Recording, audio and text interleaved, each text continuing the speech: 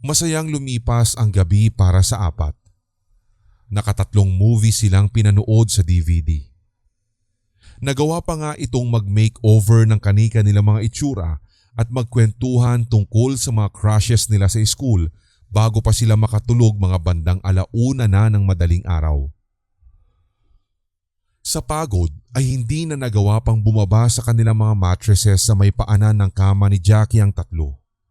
Nakatulog silang nagsisiksikan sa queen-size bed ng huli. Nagising si Mean sa ganoong posisyon. Nakaramdam ng sikip sa kama at pagkangalay dahil sa likot matulog ni Miles kung kaya't naisipan ng dalagitang lumipat na lamang ng mag-isa sa may mattress sa ibaba ng kama. May ilang minuto pa lamang na pumipikit si Mean sa mattress nang may kakaiba siyang maramdaman. Tila may nakamasid sa kanyang hindi niya maintindihan.